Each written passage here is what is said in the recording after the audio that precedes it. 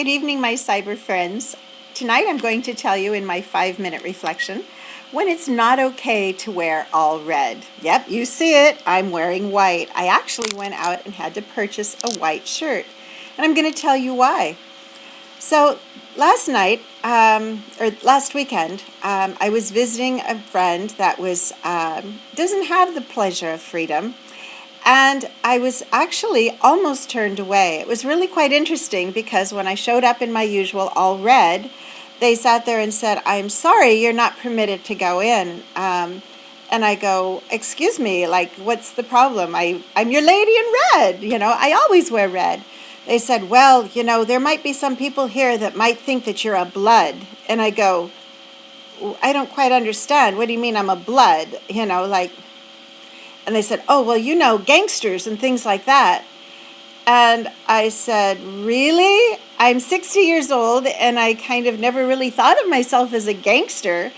But they said, "Oh, I'm sorry, we'll let it go this time, but next time you must sit there and kind of like scale it down and just put some other color with it." And I said, "I don't own any other color. I'm all red." And they said, "Well, I guess if you'd like to come back, you need to have something else." So guess what? I own some white. It was really quite interesting as well because people know that I've, kind of helped to take in, people from time to time, and especially, young children that for whatever reason, maybe their friend was a parent and they passed away. And so it's a chance for them to sit there and kind of have a home life. And so I've taken on kind of some of these children over the years. And they're just very, very special children. And I've really enjoyed, the opportunity. And so just to be there for support for them, in times of need. And it was really quite interesting when I was there yesterday. I said to the person, I said, "Well, why aren't there more people here?" I said, "It's a visiting day, is there... how many adults and how many parents could actually be here?"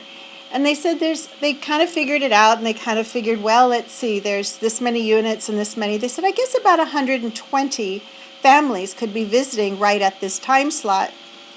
And I looked around and I said, "Well, where is everybody else?" And they said, "Well, as of right now, there isn't anyone else. There's just you."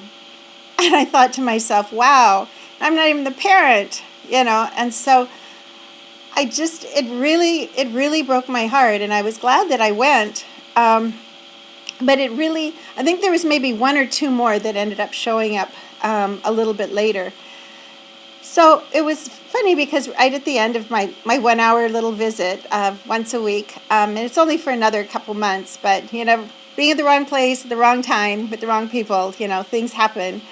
And just being that support for this person has just made such a difference in their life. And he knows that I'm a Christian, and, he just kind of has never really kind of talked about it. But there was one beautiful little pearl that I would like to share with you that he said to me at the very end. He thanked me again for coming, and it was really cute because he sat there and said, "Don't tell anybody, but I actually pulled a thread out of my blanket." And I said, "You did what?" And they said, "Yeah, I pulled a thread out of my blanket and I got some newspaper and I actually made a little cross." Now, if you knew this kid, you would know that that wouldn't be something that he would kind of like spend a lot of time thinking about or doing. And here he's telling me that he created out of this newspaper and this string from his blanket a little cross. And then he went on to say, "And I've even put little knots in the string, so it's kind of like a rosary."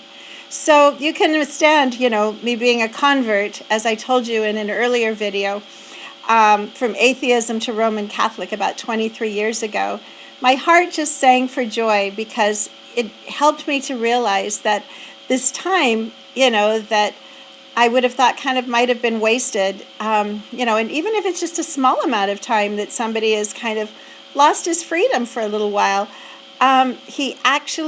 prayers do get answered, and it is a chance for them to sit there and maybe connect to something higher. So with all of that, I'd like to say good night, and just, I now own something else other than red, at least for my Sunday visits. So God bless you all, and just remember, for those people that might be in a nursing home or they might be locked up or whatever, remember that they really would love to just have a cheerful smile in somebody that really cares. Just even once in a while, just reach out and touch somebody else's life. You won't be sorry, I promise you. God bless you. Good night.